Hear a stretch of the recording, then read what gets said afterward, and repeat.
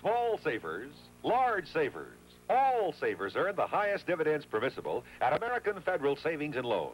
Interest starts the very day of deposit. Bicycle riding can be fun, says the D.C. Department of Motor Vehicles, but it can be dangerous, especially for those who don't know or don't obey the rules of the road. Bicyclists enjoy the same privileges as motorists, but they also must heed all the basic traffic rules and regulations. Television 9, your eyewitness news station.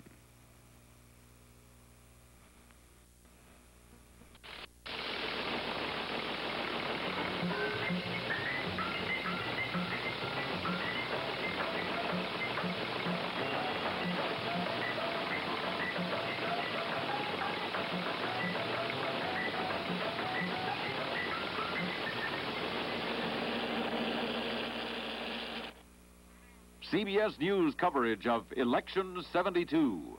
Tonight, the latest returns. This broadcast is sponsored by the Ford Motor Company and 6,283 Ford and Lincoln Mercury dealers. The goal, no unhappy owners. Reporting from CBS News election headquarters in New York, here is correspondent Walter Cronkite. Good evening from CBS News election headquarters. Some or all of the polls have closed now in a dozen states, and the early returns put President Nixon, as expected, out in front and by a sizable margin. These early returns, far too few to be significant, however, nevertheless conform to all of the indicators and all of the polls. Let's take a look at that popular vote with about 1% of the precincts counted. President Nixon has 570,000 votes, and George McGovern 283,000. That's a 2-to-1 margin for President Nixon. And CBS News is able to say on the basis of our sample precincts that the president definitely has won Kentucky and Indiana. Kentucky by a 65-to-35 margin. Indiana by an even larger one, 67-to-33. Also, in Indiana, our CBS News estimate is that the Republican candidate for the governorship will win there. He is Mr. Bowen, and he has beaten the former governor, Mr. Welch. On the electoral vote, President Nixon now has 22 electoral votes from Kentucky and Indiana. He's leading in states with 35 more electoral votes, and that would give him a 57 toward that 270 he needs for re-election. The total vote coming in tonight indicates a very heavy turnout across the entire United States, much heavier than anyone had anticipated when the newsmen, the pundits, and the pollsters out across the countryside said they were finding apathy among the many states. Reports of the heavy turnout indicate that that vote could very well go above 80 million, and that would be a record. It would have to go above 88 million to be a record in percentage above the previous record established in 1968. CBS News can now say that President Nixon is also a winner in Tennessee. Since most of the state, including the heavily Democratic cities, have not yet reported, the current estimate, though, of 72% for Nixon probably is going to drop somewhat as the polls close in the rest of the state. But when all the numbers are in, President Nixon will add Tennessee to his total vote. Across the country, the Nixon landslide seems to be developing about as predicted, but of course there are a lot of other races to be watched here tonight. And how broad and how long will President Nixon's coattails be? Will he carry into office a new House of Representatives and a new Senate, Republican for only the third time in the last 40 years? There are 33 Senate seats up this year. All 435 members of the House, of course, are up. 18 governorships are up, too. Besides that, thousands upon thousands of local races for everything from mayor to dog catcher, and state offices, of course, as well, and a lot of propositions on the ballot, a lot of referendum type questions being asked. Colorado, for instance, will the Olympics, the Winter Olympics, be held there in 1976? Marijuana legalization is on the ballot in California, abortion in Michigan, that sort of question all across these United States. So there's a lot of reason yet to get out to vote, whether the presidential race seems to be swinging one-sidedly one way or the other. Let's take a look now at all those races around the United States. We have Mike Wallace reporting from the east, Roger Mudd from the south, Dan Rather from the Midwest, John Hart from the West and Eric Severide to analyze the whys and the hows of this big election night. Since most of those early poll closings have come in the South, we'll hear first from Roger. Roger? Walter, the solid South used to be solid. Last time it was solid Democratic was 1944, and since then it's broken apart. But tonight, just looking at our regional map, you can see the building blocks already are going into place for a solid Republican South.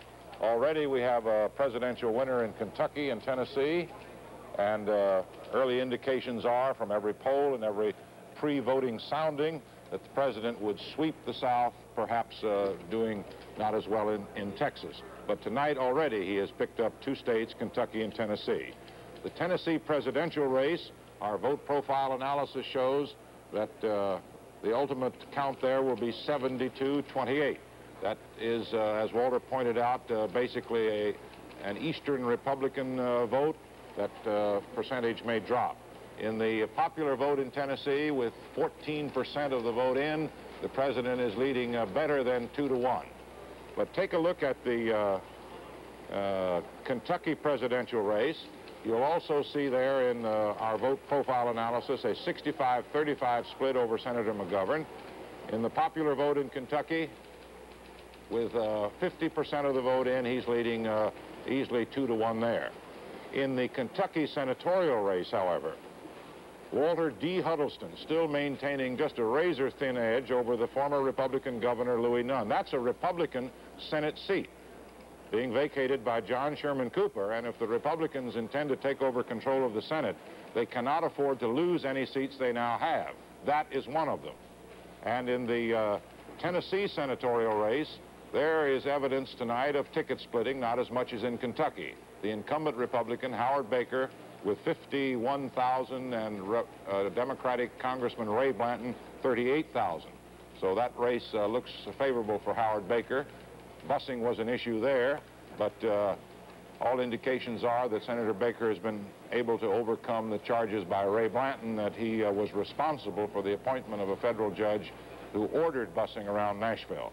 So, Walter, we're off this evening already with 2 states in the South, and I dare say as we look at that map through the evening, that dark Kentucky-Tennessee block will spread all the way to the Gulf.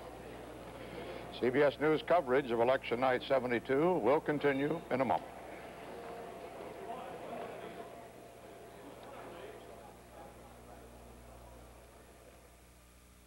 If you've ever been unhappy with your car for any reason, Ford Motor Company and 6,283 Ford and Lincoln Mercury dealers have an important announcement for you. If you want a Ford, Mercury, or Lincoln, they want to make sure that you stay happy with it. The goal is no unhappy owners. Now, the next time you go into one of these dealers, you'll find some new ways of doing business. Suppose you have a problem with your car. You take it to your dealer. He'll do everything within reason to solve it, and most of the time he will. So you see the dealer first. But if for some reason he can't solve your problem, Ford Motor Company has formed an exclusive new customer service division with 34 offices around the country. Now, their primary job is to try to straighten out problems you and the dealer can't. For the address of the Ford Customer Service Division office nearest you, call this toll-free number. It's 800-648-4848. The goal is no unhappy owners. They really mean it. I'd like to prove it to you.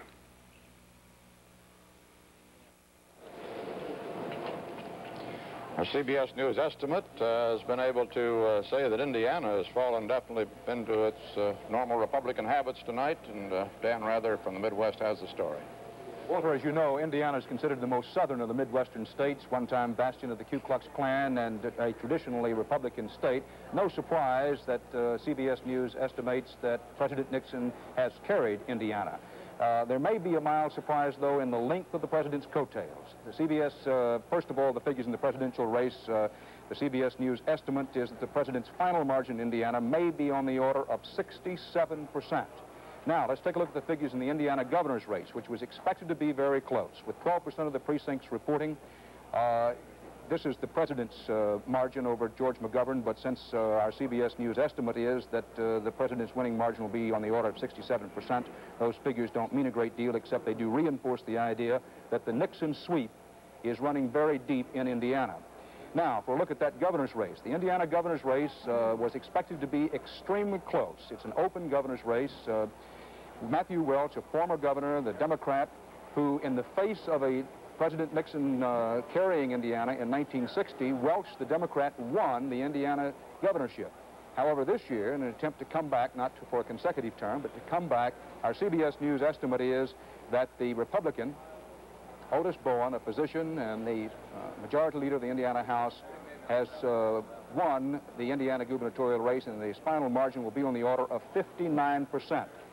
Now, to translate that into coattail terms as to what it may mean for the rest of the evening, it now appears that at least one and perhaps more Democratic House members in Indiana may be in some trouble. For example, in the 11th District, incumbent Democrat Andrew Jacobs, with 16% of the vote in and counted, trails by about 62 to 38% behind William Hudnut, the Republican challenger. It appears that in Indiana, the president's coattails may indeed be long, and there may be one or more Democratic House seats change hands, change parties in Indiana. And to note that has no, according to this news estimate, the polls closed in Ohio less than an hour ago, but on the basis of our sample precincts, CBS News estimates that President Nixon has carried Ohio with about 60% of the vote. Now, again, that is a larger margin than the McGovern people had expected, even when they were willing to talk about defeat, and it may also mean in Ohio, we'll see as the evening goes along, that some Democratic House members could be in trouble in Ohio as well. Walter? That total now is 4 states for President Nixon, according to our CBS News estimate: Kentucky, Indiana, Tennessee, and Ohio. That gives him a total of some 57 electoral votes, and that is on the way toward the 270 he needs for re-election. All of those totals over 60%, including, as Dan pointed out, Ohio, which was a state where Senator McGovern had campaigned hard and long and had hoped to do very well, perhaps even have a chance to win. If that sort of figure continues across the country, it would indicate that the landslide that had been predicted will develop for President Nixon. A landslide perhaps of historic proportions. To be the largest landslide in our modern history, you'd have to get better than 61% of the vote to beat President Johnson's 1964 victory over Senator Goldwater, and he has to get all of the electoral votes save 8. That was the record in 1936 of Franklin Delano Roosevelt over Alf Landon, when Landon won just Maine and Vermont. Now let's take a look at the East with Mike Wallace. Yeah, well, there's not too much still, Walter, to take a look at in the East, because in spite of the fact that up and down the eastern seaboard the turnout has been heavy, polls don't close in most eastern states till 8 o'clock. New York votes until 9, so returns are sketchy in the extreme. But some precincts are reporting from Maine, New Hampshire, and Vermont. Let's take a look at these. In Maine, as you can see, it's about 2-1 for the president over George McGovern. That's about as expected, but let's go on down to the senatorial race in Maine, if we may. Mrs. Margaret Chase Smith, who is 74 years old and running for her 5th term, may be in for some trouble tonight from her Democratic challenger, Congressman William Hathaway, who is 48 and has made age, Mrs. Smith's age, an issue in this campaign. That and her aloofness from the main scene. As a matter of fact, Mrs. Smith was said to be slightly miffed because the newspaper, the weekly newspaper for which she used to work back in Maine, came out with an editorial against Senator Margaret Chase's 5th term. They said it was time for a change. Bill Hathaway had expected, when he announced his candidacy, that he was going to be running on the coattails of Ed Muskie, who at that time was going to be the presidential candidate, he thought. When the Muskie candidacy went down in the primaries, so did Bill Hathaway's, it was thought, but it's conceivable. Late polls show that Senator Smith and Bill Hathaway are running about neck and neck, have been in the polls in the state of Maine. Let's move over to New Hampshire, where 2% of the precincts are reporting. As you can see, the president is leading by about 2-1 in that state, too. There is a tough race for Senate in New Hampshire. Senator Thomas McIntyre, the Democrat incumbent, running for his 2nd term, leading Wesley Powell, 2-term governor of the state of New Hampshire, but just barely at this moment. Powell backed by William Loeb, the publisher of the Manchester Union Leader. Powell doesn't like Richard Nixon, and Richard Nixon reciprocates the feeling. Mr. Powell called the president's trip to China a kind of sellout, although he changed his point of view about 2 or 3 weeks ago when Vice President Agnew showed up in New Hampshire. That's going to be a tough race. For a gubernatorial race with 2% of the precincts reporting in New Hampshire, we see a fellow by the name of Malcolm McLean leading Meldrum Thompson, the Republican candidate. Thompson's a conservative. Roger Crowley is a conservative. Thompson is supposed to be the leader. Malcolm McLean has 98 votes. We're told that they all come from Waterville Valley, the center of ski territory in New Hampshire. And Malcolm McLean, the mayor of Concord, New Hampshire, is chairman of the U.S. Olympic Ski Committee.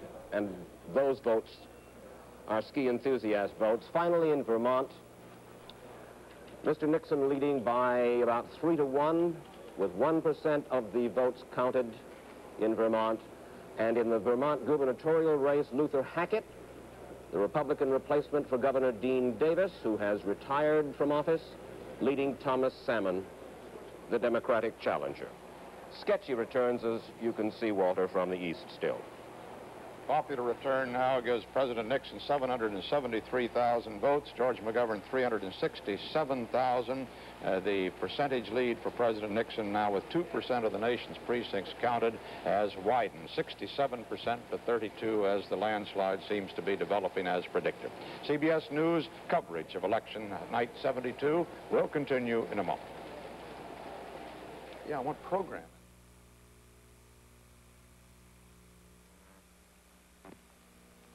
If you're buying a new 1973 car, you're in luck.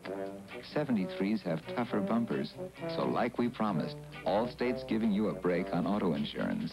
Every 73 sold in this country gets a 10, 15, or 20%.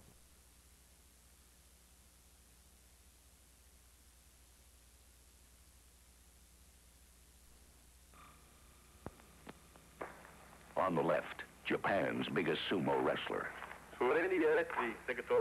He's here to take on Andy Granatelli's famous screwdriver test.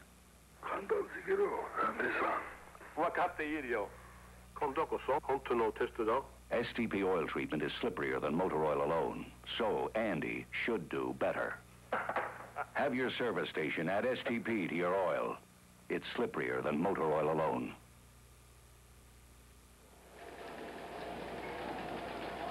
President Nixon, at this early stage in the evening, already, according to our CBS News estimate, has picked up the states of Kentucky, Indiana, Tennessee, and Ohio.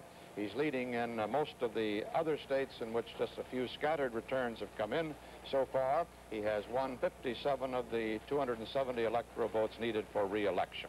And it does appear, and doesn't it, Eric, that the landslide is on? Yes, it's around this table, Walter. It's been a most odd campaign and election. Here you have a not terribly popular leader of a minority party piling up what all these early returns suggest will be a huge majority in the country. And in this campaign, we've had the incumbent on the offensive. We've had the challenger on the defensive. That's all very untraditional, but some are all very unexciting, too. In any lopsided situation like this, of course, the opinion polls take all the suspense out of American elections. They just lie like a heavy smog over all conversations and calculations. A close finish tonight, if any miracle like that happened, would do a lot to restore a little more innocent faith in the unpredictability of the ordinary and independent American citizen. Anyway, it might cut the pollsters down to human size a little more. A landslide victory, I suppose, is anything from about 56% of the popular vote on up. That's as good a figure to pick out of the air as any. There have been 10 landslide victories since the Civil War. In nearly all of them, the winning presidential candidate has brought in shoals and coveys of party senators, representatives, and governors, but maybe not tonight. And it's the Senate races that bear the watching. Mr. Nixon will be very pleased with a numerical majority in the Senate. They haven't had that, the Republicans, for about 18 years. But he'll settle for that ideological majority he claimed he got 2 years ago but didn't quite get. The House has not given Mr. Nixon too much trouble, and he's almost got an ideological majority on the Supreme Court already. If you get that in the Senate tonight, then there's going to be a great deal less checking and balancing of presidential power. It was the Senate, after all, that voted to cut off funds for Vietnam by a 2-vote margin, and that prevented the removal of busing cases from the courts by a 1-vote margin. And the South seems to be the key to the Senate result, highly radioactive. And a loose coalition of moderates, that's what we've had running the Senate, that could be replaced by a loose coalition of real conservatives, depending on tonight's results. It wouldn't mean automatic presidential control of legislation by any means, because senators are strong-minded men. They're not easily pushed around. But it would mean a different tone and direction. And it would just about assure no big adventurous experiments in social legislation, at any rate, to come for quite a long time. I think it would mean a quiet and cautious period ahead. And that seems to be what the popular majority in the country wants in any case. Back to you, Walter. John Hart is covering the West for us, and while we're not getting any results, of course, out there where the polls are still open and will be for quite a while yet, what should we be looking for in the West, John? Well, we're looking for some very fascinating propositions in California, Walter. As you indicated earlier, they're voting on marijuana, whether it would be legal to grow it, own it, carry it, but not to sell it.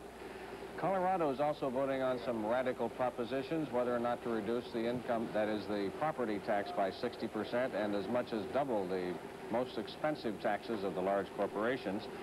The polls don't close in California, the state that George McGovern says he needs in order to have any chance of winning, for another 3.5 hours. But Walter, we can report this news. Pine Valley, Utah, population 75, went for Richard Nixon 12-1. That moderates the importance of that news, because we have to tell you they usually do that.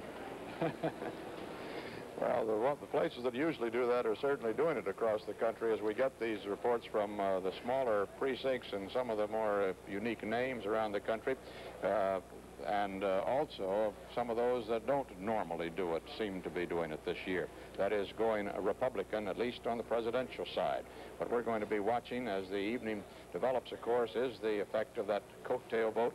Will the president carry with him the 5 extra Senate seats he needs to gain control of the Senate? That's assuming that Vice President Agnew will be there to vote to cast any deciding votes. In a tie, 6 votes for the Republicans, 6 additional seats would give them undisputed control of the Senate.